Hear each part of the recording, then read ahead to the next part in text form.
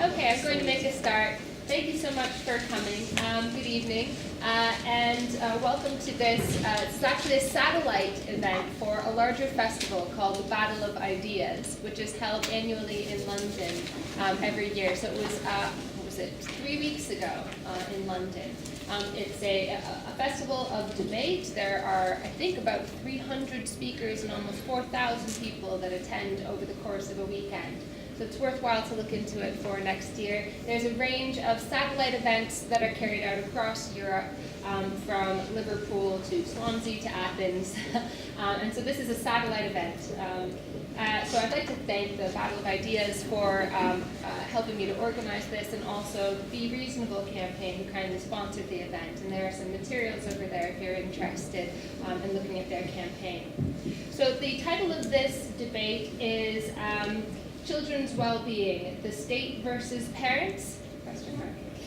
So over the past decade or more, the concept of well-being has emerged onto the public agenda, with children's well-being representing a particular area of concern and interest for policymakers, campaigners, and the public.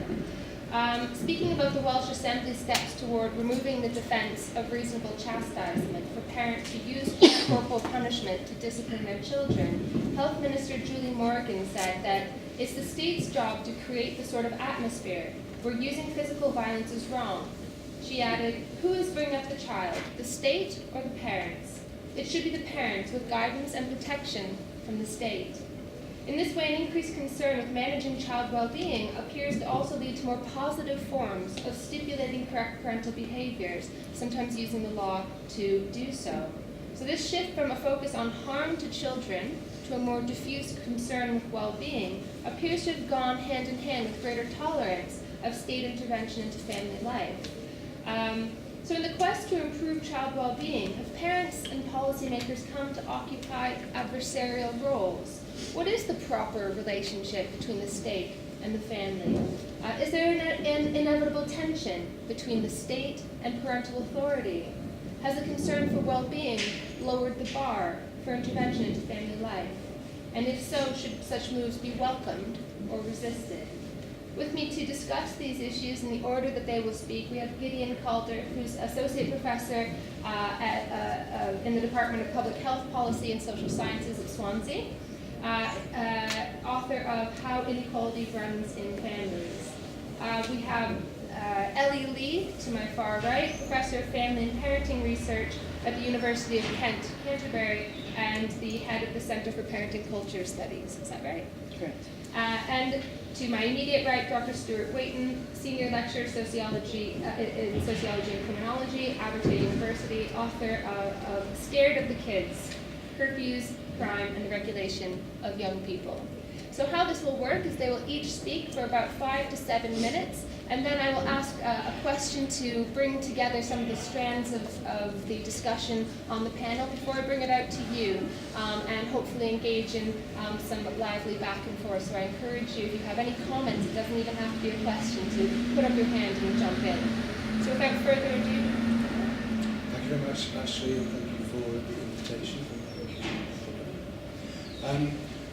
My background is in kind of social justice research, so I'm interested primarily in ideas on the one hand, but also in how they kind of hook up with what we know about the real world. So some people think about values in a very abstract way. I prefer to think about them in connection with the best available knowledge we have about how the world actually is, rather than just have very fancy, idealized debates about how it might be in some kind of future utopia. Having said that, though, I think I'd primarily like to talk about values today. So I'd like to talk about why it is that we might experience some tensions when we think about the state and parents and children, and why that raises some very difficult questions for us. And although I suspect I'm going to take a different line on many of those questions from my fellow speakers, I think that the tensions, the problems are the same for all of us. So what we tend to do is we come down on one side or another of a kind of difficult dilemma a lot of the time. And in particular, I think when you're thinking about these kinds of issues, one way of looking at the dilemma is that, on the one hand, we really tend to care about how children are getting on. We care about their life chances, their welfare, their future prospects, and we wouldn't want any children to be systematically disadvantaged in society. We would regard that kind of inequality amongst children as probably worse than similar inequality amongst adults. So in some ways it is worse if children are having a bad time. It's especially worse if children are having a bad time in ways which then lock them into future poor prospects. Okay, I think most people care about this, regardless actually of their political persuasion. That's one thing that we care about. Another thing we care about is something which you could call parental autonomy or family autonomy. So you could say we also care about family life and the unique kind of valuable stuff that you get from family life. So there are relationships and good things that happen in families that you really don't get anywhere else. I think most people would also recognise that. Now it doesn't mean all families are fantastic, some families are horrible places to be, and abusive and neglectful and all the other things. But most people would recognise that there are potentially uniquely valuable things about families. Many of the things about our own lives that we value the most, we have good reason to associate with our families. And a lot of that comes from the kind of environment that a family is. And it's really not somewhere which is like under state control. When we're thinking about family life, we're often thinking about things which are very different from the public sphere. The domestic stuff is quite different. So, if most of us think there's something valuable about family life and the kind of decisions that we make there and being in control of things there, but there's also something very important about something like equality for children, then we've got a tension because lots of the things that families do get right in the way of equality for children. So if you leave parents completely alone to make all the decisions that they might like about their children, that will mean that children have very unequal prospects. The children of the rich will be much better placed than the children of the poor. The children of the people who are expert parents will be in a much better position than the children of people who find parenting a real struggle. So society sounds like, if you are bothered about the equality for children thing, it sounds like society has a kind of responsibility to make sure that all children are doing all right. Now, every time anything is done to promote that, there is a lot of resistance to it, and there's a lot of resistance to it which comes from the family autonomy kind of angle, right? So a lot of things which are done in the name of healthcare or education, which seek to level the playing field for all children, are resisted because they sound like nanny-statism or interference or whatever. So compulsory education, when it was brought in the 1860s in the United Kingdom, it wasn't the United Kingdom then, it was England. Anyway, was fiercely resisted by many people because they thought it took away the right of parents to decide to do things differently for their children. Now you had to send your children to school. Not only did this take away parental choice, but it took away income from households because children worked. So now they'd be at school, and that would be how are you going to make up the loss of income that this would incur, which was a very real set of concerns and an entirely valid set of concerns. However, looking back, there are relatively few advocates of non-compulsory education. Right? So what does that tell you? It tells you that what looks like an existential threat to family life was actually not. It was actually something which probably, in its way, has served to reinforce many of the valuable things about family life, which come from, for example, having better educated children. That's not some kind of nuclear bomb that you put under the family. That's something to which families adapt very well, actually. And similarly, the loss of family income that comes from kids not working was something to which families adapted very well in very many ways. Right? Reason to say that is that there's an assumption I think that people often make in saying that the state goes too far, or is going too far on this occasion, that somehow the way things already are somehow fine, or natural, or normal, or fixed, like just a good thing, and the state getting in there will mess them up. And it seems to me, as somebody who's not an advocate of state things for its own sake, or the idea that the state somehow knows best about things, it seems to me that that's just an epistemic mistake. The idea that somehow the state always messes things up when it intervenes in the family is just not credible. It's no more credible than the idea that families are always fantastic places and they always know what's best for their children. Also not credible. Neither of those things is credible. We live in a very messy world where probably the best thing that we can do is guarantee some kind of basic level of protection and kind of, I don't know the best way to put this, promotion of the prospects of children regardless of who they are and regardless of what family circumstances they live in, right? So my position on certain kinds of intervention of the sort that we might discuss tonight, I'm trying not to discuss particular examples, it's just that you take it on its merits and you think, well, are there good reasons for societies to intervene to protect or promote the prospects for children in this particular case? Is this a case where there's something so uniquely valuable about families that this is going to trample all over it and remove something which is uniquely fantastic about families? And if there isn't, then there's no good reason to object to it as such. And the last final point I'd like to say is that state intervention is never an end in itself, at least not in any version that I've ever seen it justified. It's a means to some kind of other end, right? So the state is just a messy bunch of tools that we use in order to achieve something that we think is valuable. You could either say something like equal life chances for children is not a valuable thing to try to do, or you can complain about this or that messy attempt to try and promote it, but the very idea that we shouldn't try to promote it, I just think is mistaking a cart for a horse. And the idea that somehow we know in advance that family life is already so fantastic that the state shouldn't try any further in it is just a kind of mistake. Thank you very much, Ashley. I finished my sentence. Ellie. Thanks, and yeah, thanks also for inviting me to come. I'm not sure that we're necessarily entirely polar, listening to what you've got to say. I think it does come down to what you think different agencies in society are doing when they're trying to pursue the purported goal of supporting families or encouraging a culture which is positive and productive. And to pursue what I've got to say, I wanted to comment on positive parenting and the rise of it, which predates this particular proposal. It's something that's gone on over a couple of decades. Is now very thoroughgoing, but within this particular proposal is presented to us as the alternative which people should look to and see positively as smacking is made into a criminal offence. So within the proposals from the Welsh Government, the argument is that what parents should do is instead look to much wider provision of positive parenting programmes. I'm sure you must have heard of some of these. They're like Triple P, Incredible Years.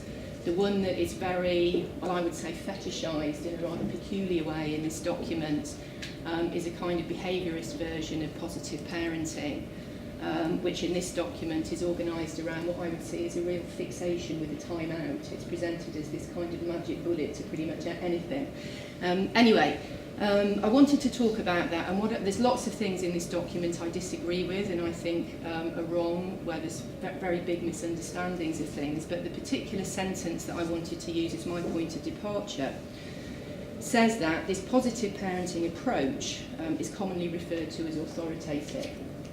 And I think that's completely wrong, and I want to explain why, because the way that I see the ascent of positive parenting is actually to do with the kind of sucking away from parents, who I see as a species of adults in society, of their authoritativeness. So I think that the rise of positive parenting takes place through a kind of removal or a reduction of the capacity for parents as adults to be authoritative. It doesn't necessarily do that completely. It doesn't necessarily completely undermine the possibility of authoritativeness, but I think it creates what my colleague Frank Farady has called something called shared authority, where all the time what it suggests to parents is that in relation to their authority as adults, doing what they need to do with their children and as adults in a society, they all the time need to be looking towards the parent trainers.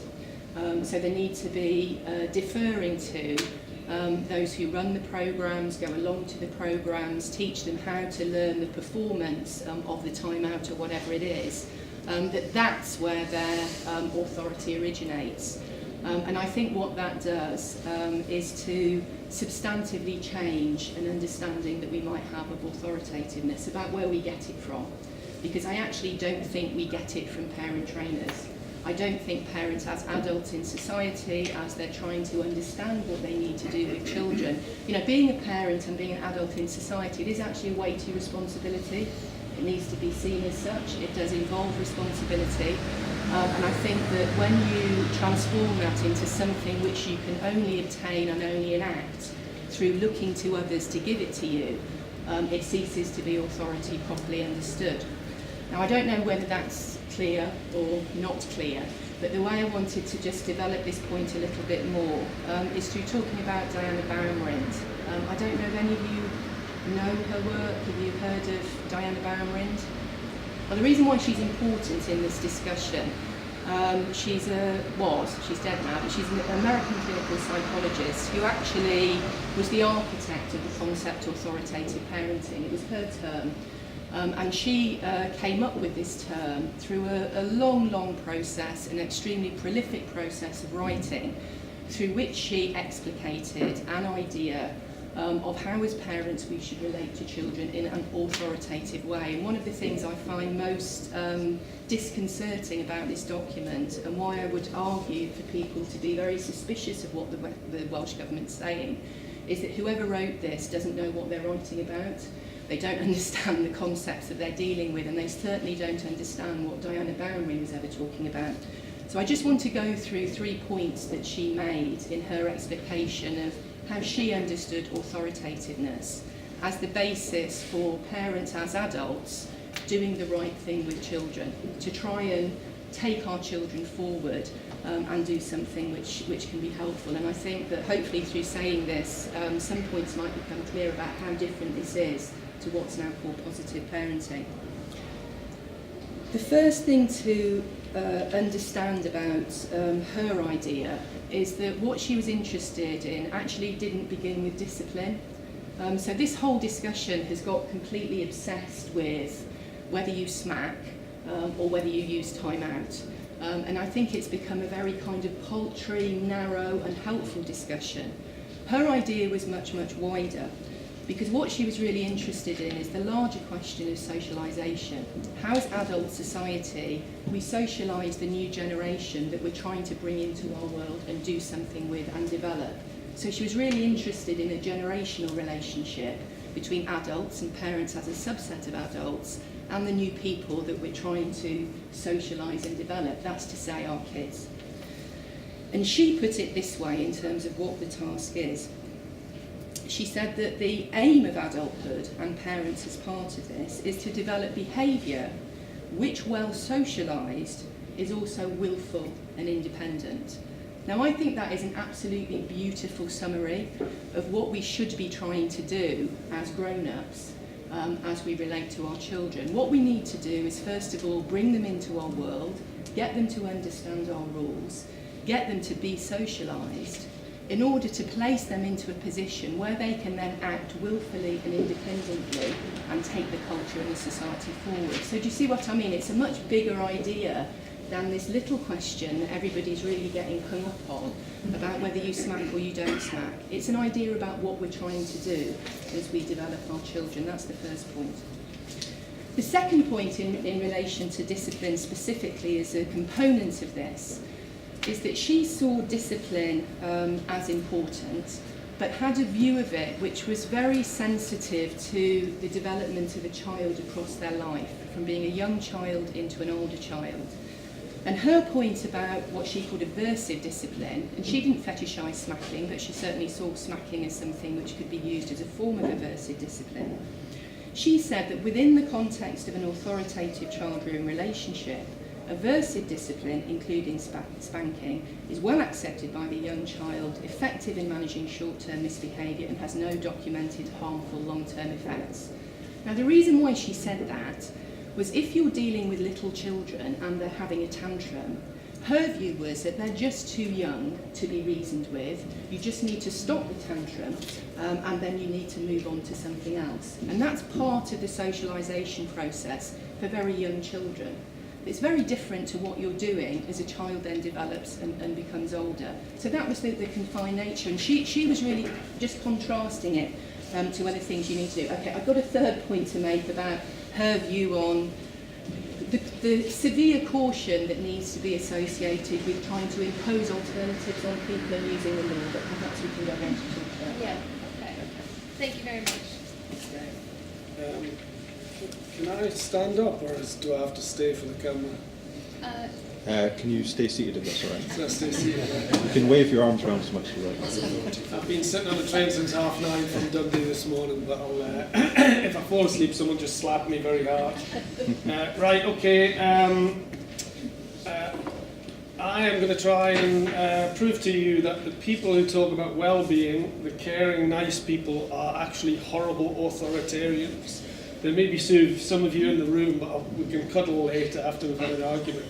I live in Scotland. I oppose the ban which has now been introduced in Scotland, and I went to the Scottish Parliament and had to give a submission to the committee where my head exploded and I started to scream at everyone in the room. So I'm just going to scream a little bit now for a few minutes, and then you can scream back at me or whatever. So here we go. In season 2 of Peaky Blinders, hopefully you've all seen it. If you haven't, you should. The vicious Major Chester Campbell attempts to control our hero Tommy Shelby. And he does this by locking up and beating his family. He explains to Tommy in his thick Belfast accent that sometimes, I was going to do the accent, but I probably won't, to make sure your dog obeys you, you have to show it the stick once in a while, and he waves the stick.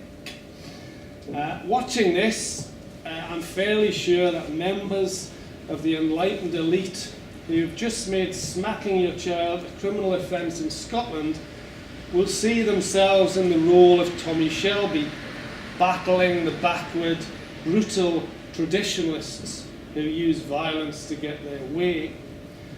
But as parents are about to find out, the reality is that today's elite represent a modern version of Chester Campbell, using the stick of law and order to force us to accept their ways. Today's authoritarians are very different to the old establishment. They use legalistic and therapeutic talk of rights and protections. They no longer bellow instructions of thou shalt, but hide behind the children's voice or the child's voice to justify their own beliefs and prejudices.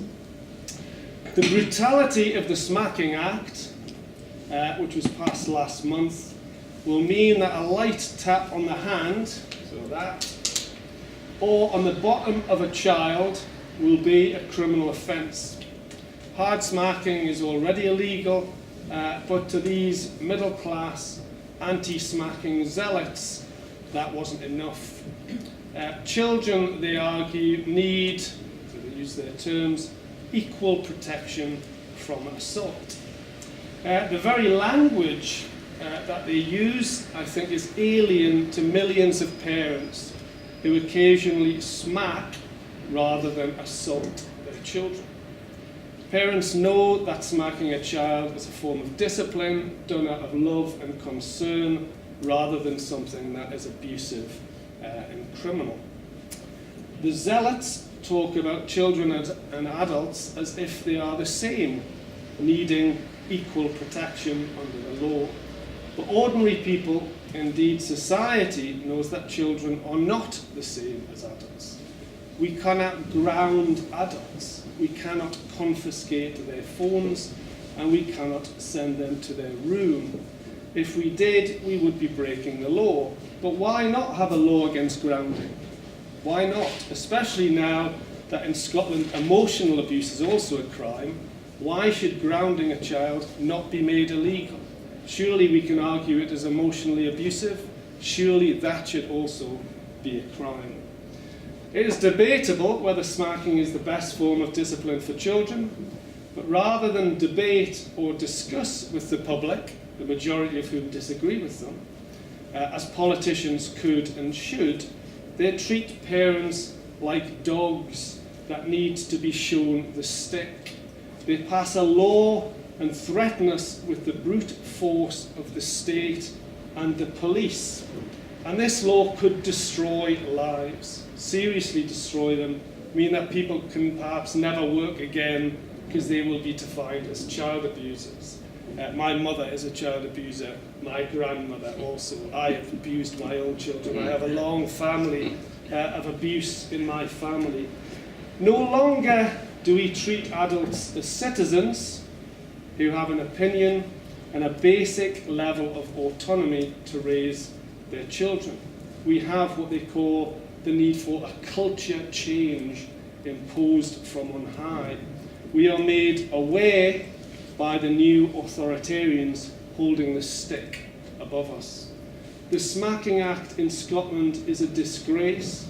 It is a form of brutality that undermines parents. It weakens the meaning of freedom, and it will go on to destroy many loving families who dare to think and act differently to the modern elite. Thank you. Okay, so I think Gideon has provided some useful context for the discussion.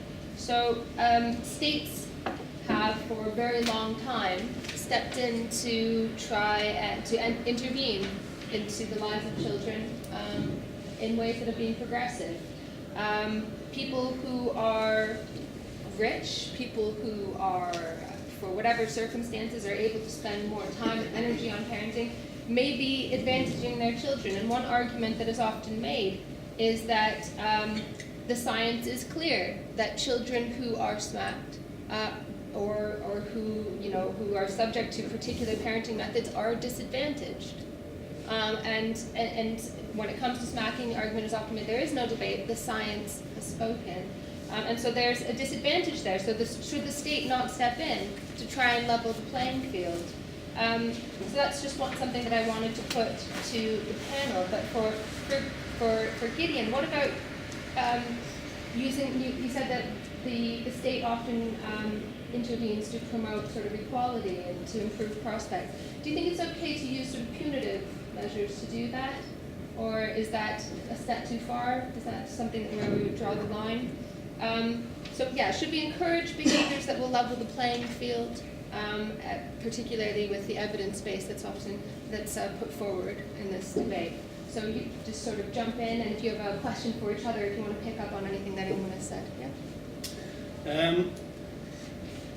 Well, until recently, the thing about education that Gideon mentioned at the start, compulsory education, that must be good. I would have kind of nodded my head and I thought, well, that's an interesting one.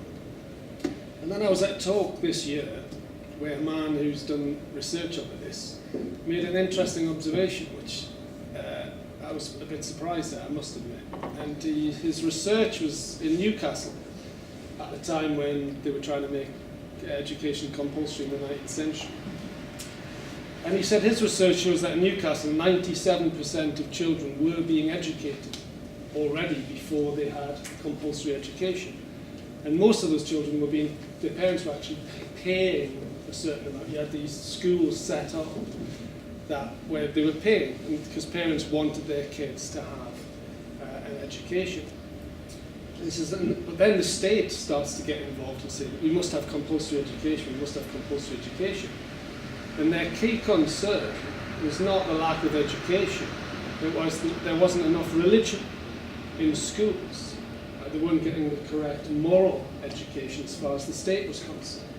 So perhaps we should be a little more inquisitive about when the state does step in to set up these wonderful things, because in many respects that was not done then, arguably, for the good of children and parents. It was done as a form of moralising to try and teach kids how to have the correct Christian moral values. So in a sense it was almost a form of, that had an authoritarian elitist dynamic to it, rather than being something to do with families and children. So I just think it's perhaps worth throwing that out, that when these big state things are introduced, perhaps we should be a little bit more questioning about the process. Although, I mean, my point was not that at the time the intentions were pure and the same would be couched in the same language that they would be now. It's just that my point was that now there's an equality of life chances argument for compulsory education, which is very hard to argue against, even if originally there were those other ulterior motives. So and at the time, the objections to that might have been very similar to the kinds of objections that you might have to interventions on things like smackling. On the point about punitive responses, I think that's a very interesting question. But you can't have, I mean, unless you could be, I suppose, completely agnostic on the question of all forms of parenting, and just say, well, there is no. I was going to put this to Stuart actually, because it sounded like you might be suggesting at this one stage. You could be saying that there is no really better or worse parenting. There's just what parents decide to do, because somehow, automatically or by default or as some kind of logical thing, what parents do is already in the best interest of their children. But that's not going to be the case, right? The parents could do all sorts of things which are clearly not necessary. I mean, whether out of bad intentions or good ones, or whether for whatever reason, it's not the case that all parenting. Nobody cares about parenting but say that all parenting is equally good, right? And if there is some parenting which is in principle, if there is some parenting which is really pretty bad, you're going to have state intervention. And that's going to include, it's going to have to include some kinds of punitive responses. By the way, I would say that, in many ways, for reasons which are often very sad and tragic, that would include interventions to take kids away from their parents for completely separate kinds of reasons, to do with substance misuse or chaotic lifestyles, or all the other reasons why most people would probably think there has to be some kind of provision for child welfare rather than just leaving people automatically in the hands of their parents. They are punitive. If you listen to the stories of people who've had their kids taken away, it feels like a punishment. It's really not very nice. It's a tragic and often very long-lasting injury to a person to have their child taken away. That doesn't mean we don't think it's all right. So that's a form of punitive intervention which I suspect most people would think we need to get it right, we need to make sure the rules are okay, but that kind of intervention has to be part of some kind of a civilised society. We don't just leave kids to take their chances with whichever parents they happen to have. Well, I mean, so that whole question of child removals, I mean, there's a massive amount to discuss about that because of just how extensive it's now becoming, and how it's becoming a much more first-line reaction. So, I mean, that's most certainly going on. But in terms of your kind of general point about us needing to have a culture and a society through which, as adults, we can have serious discussions and serious consideration about how we do the best for the new generation, that's absolutely what we need. But the point about what's going on, and it's been going on for a very long time, and I think what's happening at the moment, and it's interesting to discuss that it's the two devolved nations where this is happening most, the drive to foreclose and shut down the possibility of having any serious discussion with grown-ups in general, with adults, and parents as a subset of adults, about what's the best thing to do with our children to bring them into our world. I think it is quite remarkable, and that's what I was trying to say about the parody of any serious discussion about this within this document. It's, you know, the people who have written this and the people who are doing this are completely uninterested in having any serious discussion about how we develop the sorts of new adults in the world that Barron was so interested in. It's a million miles away from what's here. And what's going on here is really a bureaucratic imposition. It looks to me like it's the Welsh Government trying to define a mission for itself in relation to the UN and international agencies. It's really about the Welsh Government, and the Welsh Government saying this is what we stand for. Entirely oblivious to the sorts of discussions we need to be having, and I think it's very, very damaging. I mean, I think Stuart's right is that, you know, what's so bad about what's going on here is that it's really not treating people who live in this country as adults. It's not treating parents as adults who absolutely deserve to be involved in a proper, thoroughgoing discussion about how we socialise our children and how we turn them into the willful, morally autonomous people that we need to take our society forward. And I think it's so dismal, it's so pessimistic, it's so giving up on everything. And I think that that is, in a much longer term sense, really ingrained in this whole rise of parenting as the solution to any problem you've got going, because it isn't. Parenting doesn't solve poverty. You can't parent out poverty, right? So, you know, from the new Labour government onwards, they've been trying to tell us that this is the case. Well, that's because they've given up on trying to have any energetic programme of economic development which can give people decent jobs and better wages. That's how you solve poverty, right? You don't do it through getting people to learn how to use time out. That is not going to get rid of poverty. In the course of doing all of this, I think, by the way, they have also pretty much got themselves into a situation where they've destroyed any proper project of education. Because through saying that education is the solution to all these problems, as any of us know that work in universities, the whole proper idea of education for education, for its own sake, is something we bequeath our children, because in its own right it is an important thing, that has also been completely destroyed. And it clearly isn't working. Right? Anybody knows this who's got children going through school and going to university. It's not giving people brilliant jobs and fantastic lives, is it? Well, that's because it couldn't in and of itself. What it could do is help people understand the world better. But all these fantastic projects that we can do as adults, with our children, with young people, what we can do with them, how we can encourage them to make the world anew, that is all just being completely set aside in this kind of parody of something which is presented as helpful, as a, you know, go along to a parenting class. And I think it's absolutely terrible. And you know, the smacking debate, it just really focuses the narrowness and the banality of what governments are now like, that this would become what they're fixated on. You know, when as adults we just need to do an awful lot better than this. I mean, this is no good. You know, we need to be much more serious about what we're trying to do with our kids, right? You want to? I do want, it's kind of related. I mean, I agree entirely about the massive point missing stuff which goes on when we assume that you can eliminate poverty through some kind of being better equipped at home to do this or that. Entirely agree. Poverty is a structural thing. It's not magic away. You don't get jobs and other opportunities through improving education. Completely agree.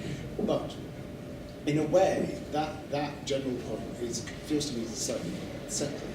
So, for example, when you were describing Diana Bowman's approach and the idea that we should be socialising into independence, that is absolutely the kind of gospel, also according to many people who I suspect would be completely diametrically opposed to the point they used to be made. Well, my point is that isn't what they think, and this document proves it. Okay, but maybe not those people, but there is a certain kind of liberal tradition which would just think, what is a parent there to do? It is there, basically, to bring on, inculcate and equip somebody to be their own person in adulthood. That is absolutely the definition of what a parent is, right? So if parents aren't doing that, then that is kind of, sounds like, that's not so good parenting, right? But the way that you put it doesn't prove the point that the rest of what Bowman says follows, that somehow it's through a certain kind of aversive discipline that actually you create those people. Well, she doesn't say that. That's though. an entirely different empirical question, isn't it? So it seems to me that... Yeah, but that's not what she says. But Okay, I'll give you a chance. Sorry. I'm just wondering whether you would be happy by your own lights if the debate went a certain kind of way and it was had better in your terms, and if we had a full and open discussion, and it still looked pretty much like smacking was detrimental to the achievement of that, whether you would be fine with that, because the point isn't really about smacking, the point is about the achievement of a certain kind of, you know, autonomous adult. That's what we should be able to do. I want to give the Stuart a chance to respond. Are you just saying that everything is equally fine, all parents are fine?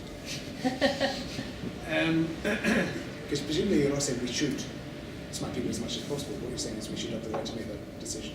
It's just As early as possible, as late as necessary, or is that abortion? I can't remember.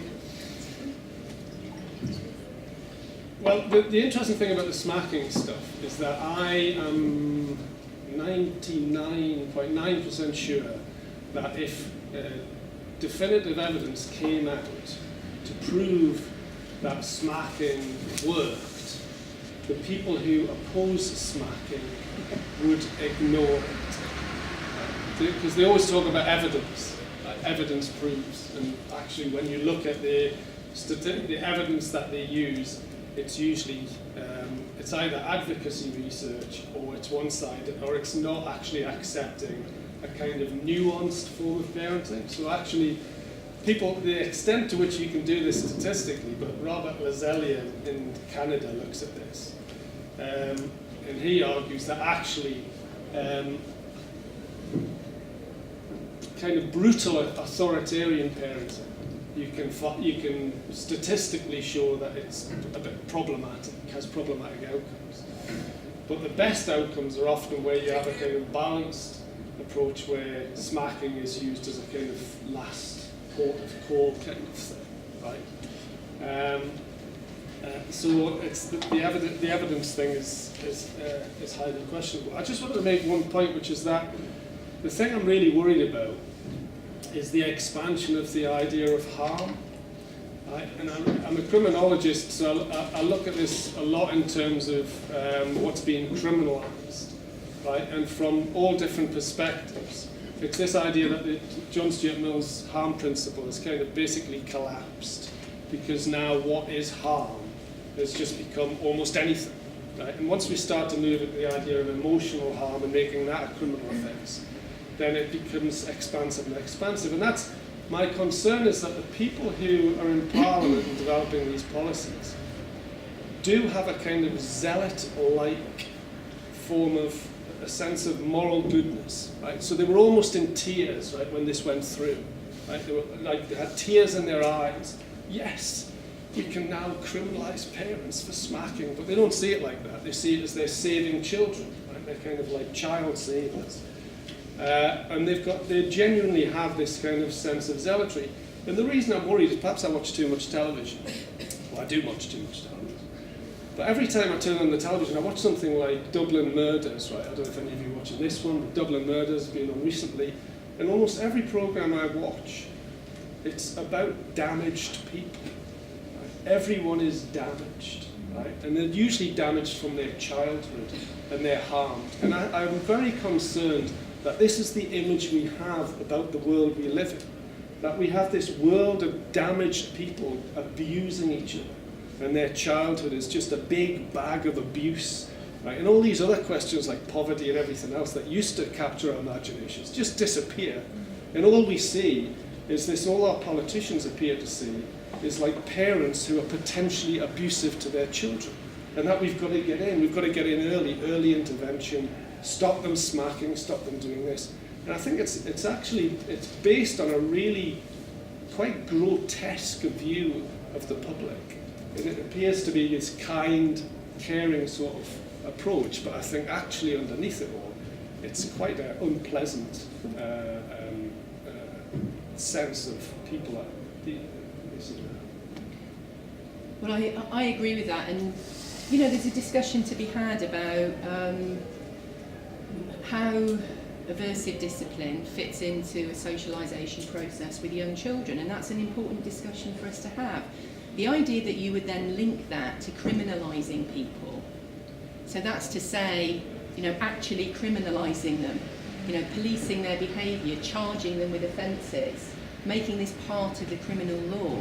I mean, something has gone seriously wrong in the way people involved in developing these policies and involved in government are thinking. And it's absolutely a million miles away from any understanding of authoritative parenting. I mean, and it was something Barnum was very clear on. You know, she said it should be the concern of professionals who work with parents to respectfully offer them alternative disciplinary strategies, i.e. to have a respectful discussion about different ways that we might best socialise our children, rather than to condemn parents for using methods consonant with their own, but not the counsellor's values and beliefs.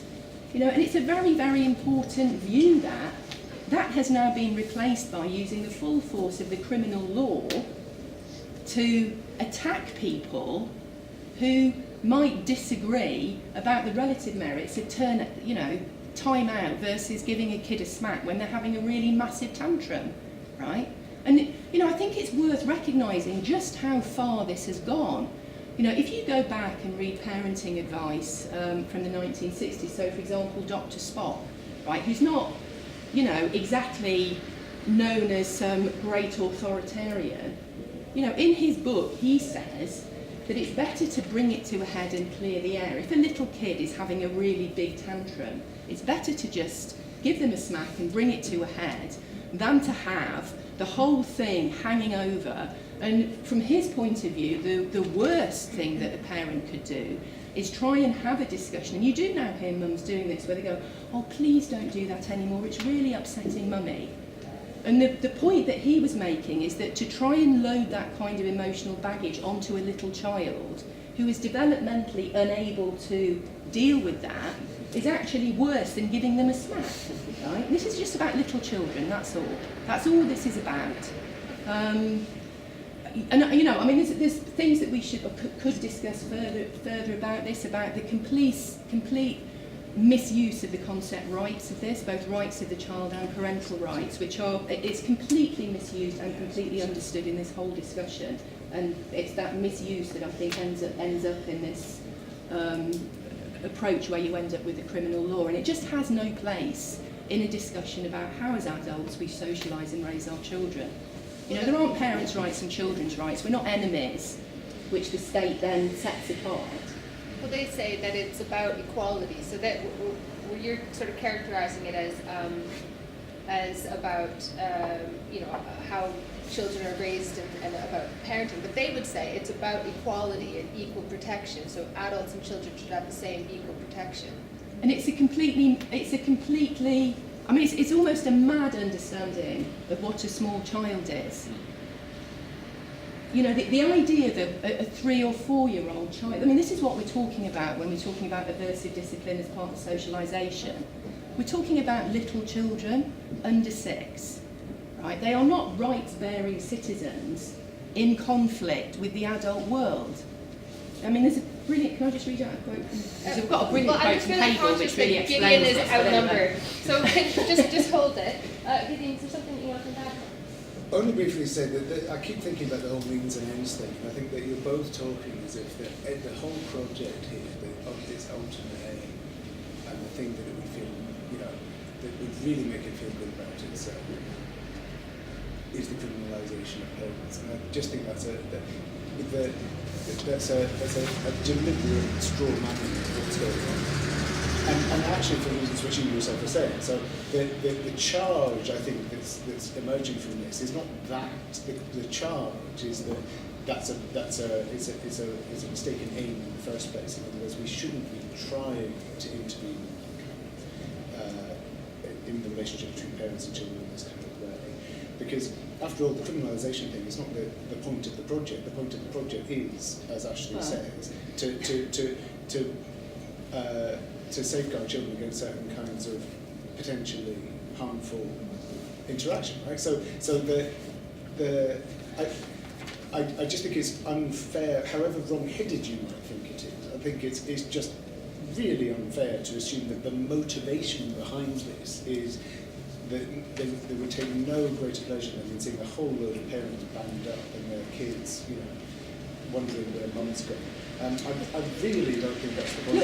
I accept that the people writing these documents are completely confused. I mean, that's one of my main points. I think they're completely confused. I don't think they understand the concepts. I don't think they understand the literature. So I'm not necessarily saying that this is some conspiracy to lock up loads of parents, but they're certainly very confused. And they do say here, which is the most peculiar conclusion, it's acknowledged that there is unlikely to be any research evidence which specifically shows the effects of a light and infrequent smack as being harmful to children. But it's also a question of principle. So what is the criminalisation principle? Well, in here, it's just because the Welsh Government thinks it's got to go along with the UN. That's the principle. And what I'm saying is that I think that is completely unhelpful as a way of having any productive discussion in society about what we're supposed to be doing with kids. I've just said one last thing. Or the principle could simply be there are things you shouldn't do to children, even if some may argue that they have beneficial effects. And that this is one of those things. That's the way I hear the principle. It's not, oh, we should just do what the United Nations says. It's kind of the other way around. It's the United Nations is working on the assumption that we should err on the side of not doing certain things if there is a potential risk to them. Okay, so the principle is there are some things you shouldn't do. I think that keep that question in mind. I want to know what what do you think? Responses and questions. It doesn't have to be a question. Show of hands. Anyone who wants to? Yeah. Yeah. So there. Yes. There. Yeah. So first so, go ahead. That's one. I just wondered where you think the line is then. I'm really quite confused about your arguments in terms of when is it acceptable to hit a child, when is it not? Great. And you want to touch a question? Me. Yes, I wanted to make the point that it's not a very theoretical point really, but it is that having worked with politicians for a very long time, not as a politician, I think you should not underestimate how difficult it is to do or to think or to go through these debates. And it occurs to me that the action on smacking is a way of them doing something when in fact they can't afford to do the things they ought to do, which is to fund social workers to work like social workers I know with children who do exactly what you were describing, which is to encourage the parents to think about the way they're treating the children and to give them the support, often in very difficult circumstances where they have been seen as being parents who are putting the children at risk. So I think it's that is the axis for me, is the politicians not having the wherewithal to do what some of them, a lot of them, know they should be doing, which is funding that kind of supportive service for parents, which is not intervention as much as support. Yeah. Could I ask that lady to make the third point? The Sorry, I third didn't point. hear that. Can you make your Can third you make point? the third point? Well, the third point, do you want me to do that now? No, we'll come back. Another question? Yeah? A sort of question. I'd just like you to qualify a little bit more clearly, perhaps with some evidence, that you talk about rich and poor parents. I don't think you actually mean that. Rich parents are good parents and poor parents are bad. I don't think that's what you mean. But I would like you, for the sake of the record, to qualify it, and if you do think it's true, give evidence. So another hand over. Oh, okay, yeah. There's a couple of things I was thinking. It seems like we're seeking to mythologise this a lot, talking about risk, about safety. Is there a risk of the child or is there safety there? And so that's the approach that we come, as in pro or con debate. But we talk about having to have an evidence base to support what we're saying. But what about avoiding those approaches? What about actually looking at this from an ethical and a moral point of view? Is it okay for somebody who's 5 times bigger to hit and hurt another being, another living being? I don't think that is okay. It's not okay to hit a child. And we're talking about spanking them when they have a tantrum for a little child. Their brain architecture is emotionally immature. They're not able to emotionally regulate. How can we expect them to behave in a construct that we've made as an adult anticipation of that child's behaviour? Okay, and then the last one. Yes, along the lines of perhaps, because I feel like smacking is more like creating fear compared to enabling the child to understand the issues. So I'm just trying Sorry, could you speak up a bit? Sorry, There's yes. a lot of noise in there. I feel like smacking or physical punishment is like creating fear in the child compared to enabling them to understand. But I can acknowledge how you feel, how you understand that criminalising it, in my opinion, is not the correct path to go down. But I do feel that physical punishment is not appropriate. But I'm proposing an alternative compared to it. So I'm just trying to think what would be your proposal other than what's been described. Okay, and I guess I'll take 2 more and that's it, and then we'll come back. Go I ahead. think it's more like a comment. I just feel I've got a 3-year-old, and I couldn't smack her personally, not even just a tap on the hand. I don't know, I have thought about it because obviously, you know, I'm young, I do struggle. She puts me under a lot of pressure because she's not well for obvious reasons. But what I do feel is what feels wrong probably is so me going to smack her now, like within me, it feels wrong to do that.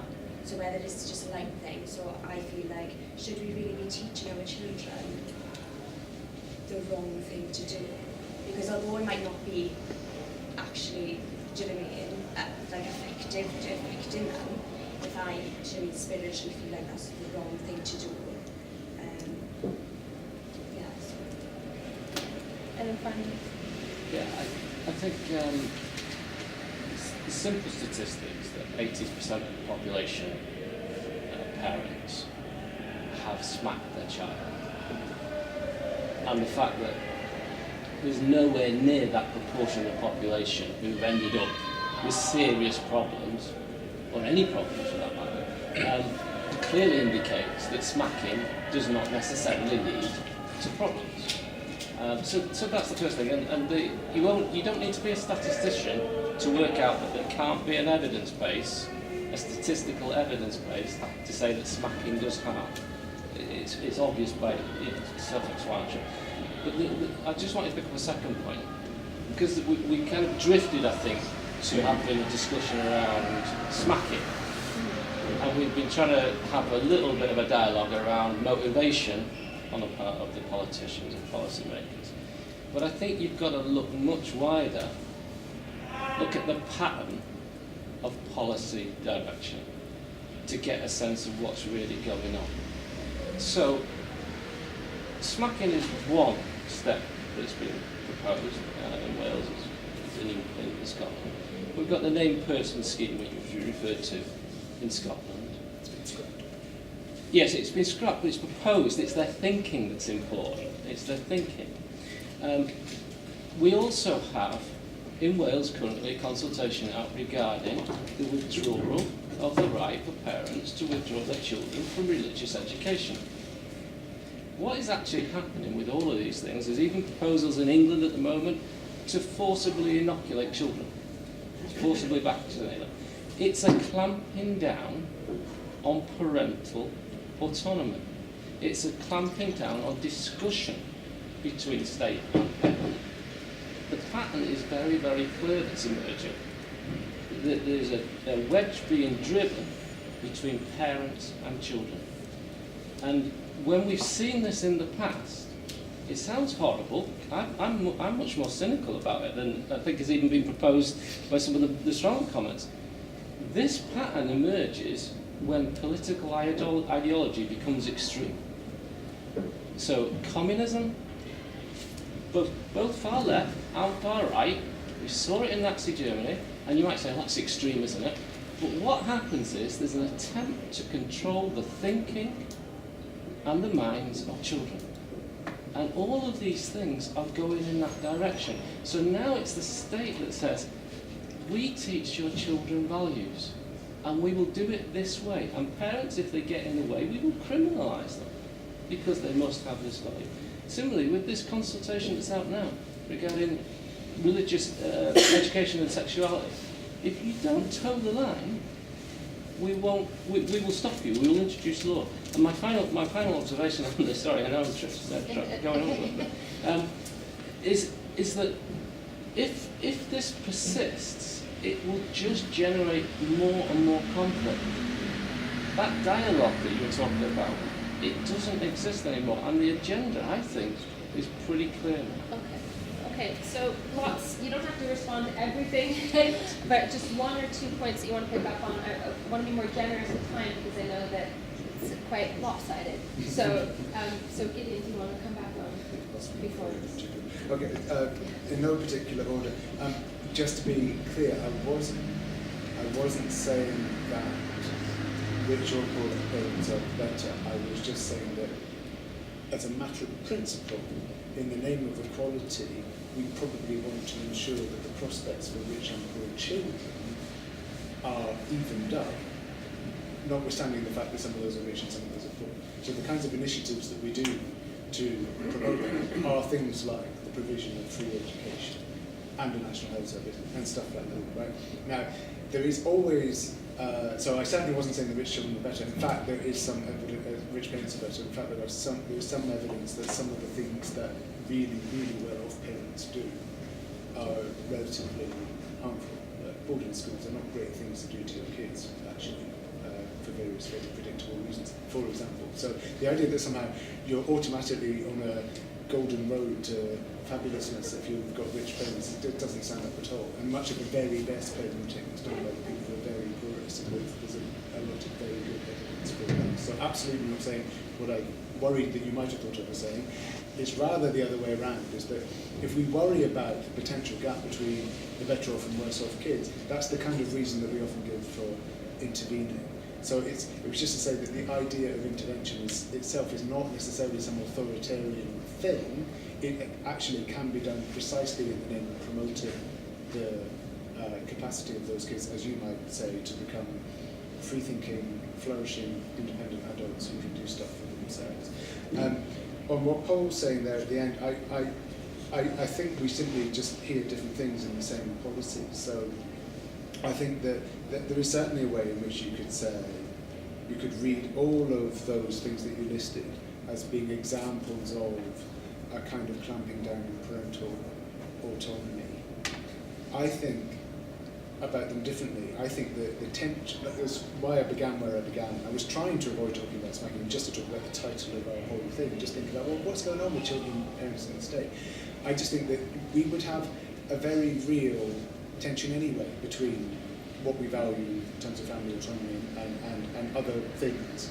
And I just think this is one way of coming at that. All ways of trying to intervene there will be clunky, but all ways of leaving things alone have deep problems attached to them as well. So if we simply say, let's leave families be to come up with their own plans to tackle everything, we just have to be realistic that that will lead, amongst other things, to a drastically unequal society in certain kinds of ways. And to say that isn't to say that we should somehow be putting political values in the heads of kids and turning them into robots who've been programmed to teach a certain kind of way. It feels to me like it's just saying you should make good on the idea that all kids deserve something like a fair go, and that there are some circumstances which are really going to mitigate against that. I'm not sure. Last point. I'm not sure that, or maybe that might be wrong. I'm not sure that we can draw much conclusion from the fact that lots of people have been smacked and they're not all evil or damaged or or whatever. The causes and effects there are much too complicated. That was my point. Both directions. Yeah. Okay. So I think we probably agree on that. That you've got to be very, very careful with ascribing causes and effects when you're discussing this kind of stuff. Because I agreed with the kind of sentiment with a lot of the questions, the only other thing I would like to say, it's actually on your point, which I thought was a really profound one, about the fact that yes, this policy looks like a bad proxy in some ways for something else which should ideally be done. So I kind of agree with that. It's like, why should we even be spending time discussing this very, very specific issue when there are deep problems about how you support parents in the first place? Now, I suspect that some of my colleagues on the panel might not quite like the social work solution either. I genuinely quite do, but I suspect that sounds like nanny statism from a certain kind of angle. I just don't see it that way at all, because I think that if you go that way, then you're basically saying that all kinds of support that we might seek to offer anybody is some kind of overweening indoctrination done by do-gooders who are up to something else. I just don't actually think that's the case. I really appreciated your point.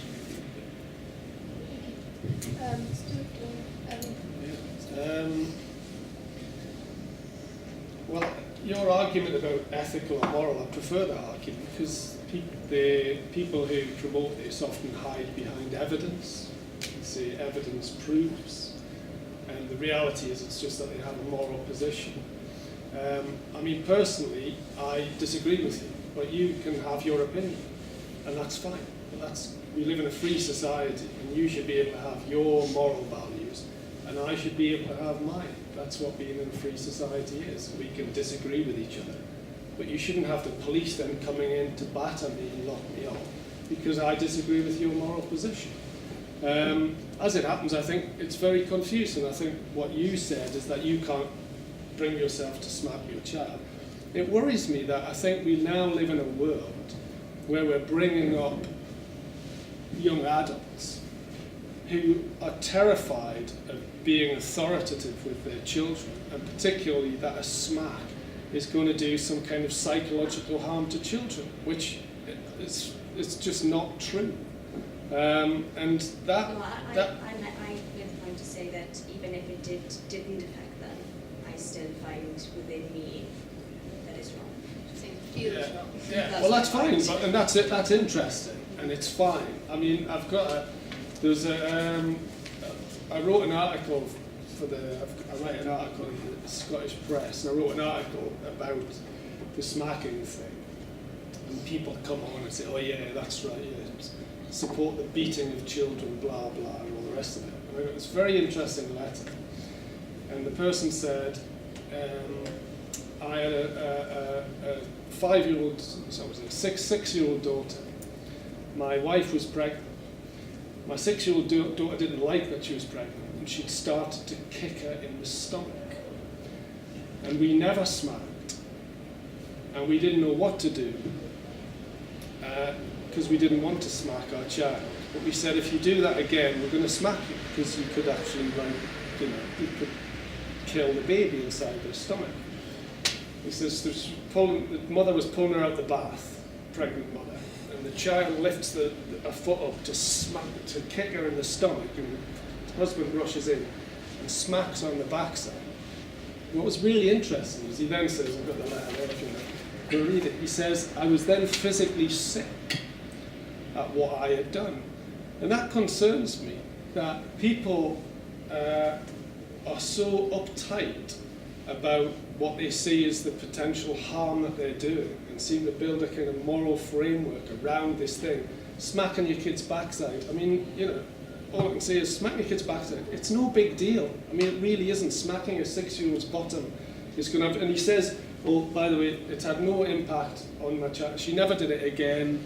I didn't have to smack her again, blah, blah, blah, etc., etc." But it seems to be a real thing in society at the minute, that we become incredibly anxious about things that are not that important, because they've been made into this huge issue by professionals and so-called experts who portray children as these sort of like potentially damaged, fragile little things who are at risk from their parents. And I think that's something that needs to be challenged, because it's such a horrible view of and problematic view of both parents and children. Can I just object to you demonising professionals? You've got a constant attack on I'm going to come out to the audience in a second. I just want to give Ellie a chance to respond. But that's a good point. Just hold it. Well, the third point it's actually the one that I'd made, but it's probably got lost in lots of things, was about professionals, and Bowring's points about the relationship between professionals and the adults that they're dealing with, and her point about the need for respectful discussion in a grown-up sense. And I do think it's really important, because I think that part of what's going on at the moment, and the point that you make about what's going on around vaccination is a very, very instructive example, is that I think that this process that governments are now engaged with looking to the criminal law and looking to sanctions, it doesn't only deauthorise parents as adults, it also deprofessionalises the professions. And I think it is, quite a lot of it is just a cheap way of doing things, which is never going to work, right? But it destroys a lot in the process of doing things. So, with the vaccination question, what's going on at the moment, the idea that what you would do in the face of some parents feeling nervous about vaccinating their children, what you would do is introduce compulsion, legal sanctions, which in the way these work in countries at the moment where this has happened, is that you remove the right of children to have a state education in order to punish the parent. I mean, that is now seriously being discussed, right? That is the proposal. And it's another example of a really, really terrible idea that governments are thinking of. I think actually it's very, very objected to by anybody that's had anything to do with a baby clinic. It's certainly objected to by most GPs, most people involved in providing public health to parents, because what they understand is that actually you need a lot more going into the vaccination service to be able to have grown-up discussions with parents about vaccination instead of, you know, coming in with compulsion. So I think that's a really serious problem, and I think that the professions need to speak up about this and stand their ground in terms of what it means to actually work with parents as adults, to work together to do the best we can with the children. In terms of your point about, can I say one more thing? Yeah. In terms of your point about the moral content of this, I think this is substantially a moral question, and I think that what's at issue when we're talking about the whole question of the socialisation process and then raising a new generation who can be autonomous and act willfully to develop the world which is going to be their world. That is substantively a moral question. It's a question of how we develop a capacity for moral independence in our children in a way which is developmentally appropriate. And what I'm saying, and this is one of the things about Bowman that I find most convincing, most interesting, there's a lot of developmental psychology I'm not very convinced by, but I think there's aspects of what she argued which are very, very compelling, is to understand that little children do not have moral capacity. They're not there yet. What they need is boundaries, they need certainty, and they need clarity. And it's in that sense that a disciplinary encounter becomes important. It's part of boundary setting, and it's part of doing what's appropriate in terms of their emotional and developmental capacities. Now, there's different ways of doing that, but adults have to do it. You know, you have to say no and mean it and stick with it. You know, you have to give them rules, you have to give them boundaries. And to place smacking just outside of that inevitably, and to call it hitting, to call it violence, to call it hurting, I think the language is just running away with itself, and to be honest I just think it's a bit silly because of what we're talking about here. I think what we're talking about needs to be understood for what it is, because it's very important to be able to do this with little children, to socialise them effectively, to give them clear boundaries, to have them understand right from wrong in a very simple way that's developmentally appropriate. As children grow up, they need to have a much more sophisticated understanding of discussions around right and wrong, and a much more thoroughgoing discussion and sense of morality and what morality means and what it means to engage with the world in a moral fashion, and to make their own arguments and drive things forward in the way a new generation will need to do. Now, my concern, and it's a huge concern, is that we are absolutely failing doing this with a new generation. You can see it all around you, right? We're not doing a very good job of bringing new adults into the world who can then do what they need to do in the world. You know, anybody that works in a university can tell you this, right? About our students. Yes. Yes. Okay, I'm gonna. They're not as grown up as they need to be, right? We're not helping them grow up. I won't have time for one more. Okay, so there are students in this room. So I'm going to take it out one more time to the floor. So show of hands. I believe you wanted to say something. I come back to my point. I'm sorry, I've forgotten your name. Stuart. You demonise those in positions of government and the professions. You've said it several times. A lot. I am a children's nurse. I know that a lot of my colleagues, paediatricians, social workers, teachers, those who work with children a lot, I would say the vast majority of them are against smacking children. They see it as wrong. And I would imagine they would support this law. This law isn't perfect, no law is perfect, but it draws a line with adults hitting, being violent towards children for a very good reason. It's wrong. I don't care what you think about parents' rights or what have you. Hitting children is wrong. It's just wrong. I've had the privilege of being involved in lots of families' lives. It doesn't work. Could I ask you a question? Yes. So I smack my children. Yes. Right. Do you think I should be arrested for that?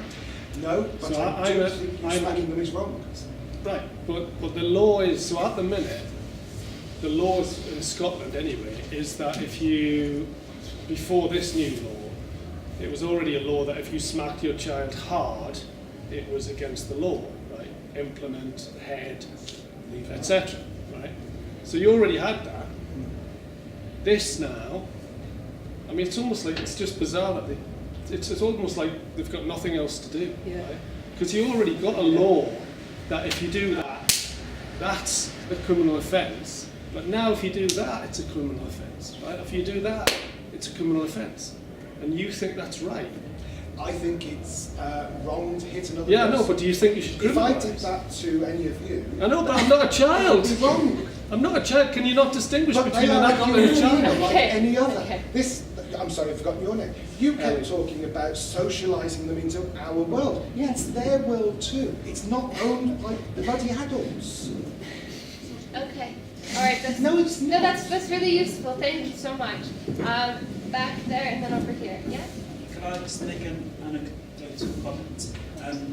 So I grew up in East Africa, and I think there was always a stage in children's development when we kind of learned the art of negotiation by the way our elders treated us. So in the front courtyard, the home where I grew up, there was a mango tree, and our grandmother often used to hit us or to smack us when we'd done wrong.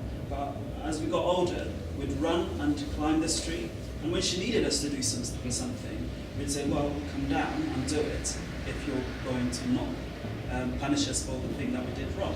So I think one of the points I'm trying to make is I think reasonable chastisement can have an important social developmental role to play for a child as they grow up. That's just... Sorry, I get to return to my last question regarding what would you propose instead of like physical chastisement or Alternatives. Okay. Any other? Okay. So I'm not sure that we'll have time to go back out. So I want you to thinking about the discussion as a whole and picking up on anything that hasn't been sort of addressed. So it's the principle that it's just wrong. Or it's part of the development, and it's something that happens in many different countries and cultures. I know for Indigenous Canadians, for instance, parenting through fear is a pretty common thing. Like anthropologically, fear was something that people used. The norm of emotional development or emotional attachment to the child is actually something that's quite rare, at least in those cultures. So anything or ethical and moral issues. So about just 2 or 3 points to finish up. Anyone who wants to go first, jump in. Yeah. You see, I don't think I'm entirely right. And people are different, and different people have got a different reason for their thoughts about things. But my concern is that what appears to be a concern about children, right, that you're really caring about children, is more a reflection of that you fear adults, or you have a degraded view of adults. But on top of that, I also think there's an element, especially when you read the material on this, where there's actually a degraded view of children as well, because one of the arguments is that this, if you smack children, it creates the violence of tomorrow. And it's such it's so simplistic, in a sense. This idea, you smack a child, you're teaching them to smack. Well, that child was smacked when she was going to kick the mother, but suddenly she didn't keep kicking the mother more, right? And you can give all sorts of examples where that's the case. I got the cane, and I'm not justifying the use of the cane, but I got the cane when I was 6 years old for cutting a little bit off a kid's hair. I thought it was excessive to get the cane for that. but I got the cane. I didn't then think, oh right, therefore violence is all right, as if that's how your mind works. It's so simplistic. It's so ludicrous. But there is this argument about if you use violence against your child, you're creating the violence of the world in the future. It's like, Jesus, what? Have you ever read a novel or watched a film or tried to understand how the world actually operates? To think that we're kind of like some sort of amoeba-like creature that just reacts in this way just doesn't make any sense. But I mean, fundamentally, if you have moral objections to these things, fine. But we're meant to live in a free society where we're able to have arguments about these things. It's the wine. Is it the football? So that's, I suppose that's a concern I have is, once this becomes criminalised, it's parents now. I worry that parents will be frightened about teachers, right? Because are teachers going to then tell the police or tell social work? Right? Is that what's going to happen if they find out about smacking? So I just think we need to be a little bit more generous with people and come to a conclusion that we shouldn't be making everything criminal because we don't agree with it. We can argue about it and we can challenge people about it, and if you want to have a campaign against it, that's fine, and it's interesting, you might make some useful points, but to make it criminal is criminal. I mean, it really is authoritarian to be arrested. For doing that, and that's a criminal offence, is utterly insane. Okay, yeah, something's been eating with me for about 20 minutes, and it's the idea that somehow it's all right to do things to human beings who are at a lower stage of cognitive development, which it wouldn't be all right to do if they were more advanced. So nobody's saying it's all right to hit adults, but we are saying it's sometimes all right to, well, those who are saying it's sometimes all right to hit children. There's a way of thinking about this, which is to stop thinking about the future and just think about now, right? And in the now, say you have a child with a life-limiting illness who has a lifespan of 3 or 4. By the lights of that argument, there could be nothing conceivably wrong with it. Why? Because there's nothing wrong with it in principle, and the only possible way in which it would be wrong is if it turned that person into a villain later on. I think there might well be something wrong with it in principle. And it's the same reason that it's wrong to hit your cat, or to kick your dog around, or to bully people with cognitive disabilities, or to do things to people because their situation is that they have lower cognitive abilities and they can't do it from back. That's a curious argument, and I think I really don't like, as you probably gathered, my whole line here is actually not to sensationalise this stuff, because I think there are some really difficult issues here. But my worry there is that that kind of argument could lead to a defence of a certain kind of treatment of people because they are less able to respond to it in a way which you wouldn't like, which is deeply troubling. And that's actually quite separate from some of the earlier questions, because I think a lot of this debate happens in terms of child development. So it's like, does it or does it not have a detrimental effect on the person that this person becomes, or the future version of this person? What if they don't become a future person? What if this is it? What if this is their life as it is? What if they don't develop any further? It seems to me that there's quite a deep question there about whether it could be all right to hit them. And that's actually just as worth asking as having a big debate about whether or not smacking is ultimately socially beneficial in terms of the evidence we become. I think, Gideon, there's a fundamental contradiction in your premises from where you started your argument and the logic that you're pursuing, which also speaks to the comment made by the chap at the back, I'm sorry, so I don't know your name either, about the distinction between adulthood and childhood. Because actually, the whole possibility for having children at school, having children not at work, i.e. childhood, is predicated on a really fundamentally important process that human societies have managed to go through creating distinctions between adulthood and childhood. I mean, that's what we did. And it was on that basis that we decided to exclude children from areas of society which we define as adult. You know, that's why we don't send the kids down the mines anymore. That's why we have them in full-time education. It's why we did all of these things, and that was one of the great gains of the movement out of the 19th century into the 20th century. And what that speaks to is and it's, you know, it was a difficult process, and there's all sorts of deficits with the way it's gone, but I see it as a absolutely great gain of a humanistic, progressive impulse to want to create a boundary and to define a differentiation between what it means to be an adult and what it means to be a child. And that differentiation is based on an understanding that children are different to adults, and that what they need from adults is a concern with their welfare and a concern with how we develop them and bring them into our world so that they can go beyond it, right? Little children, you know, that's what you do. When you educate children, you're bringing them into our world.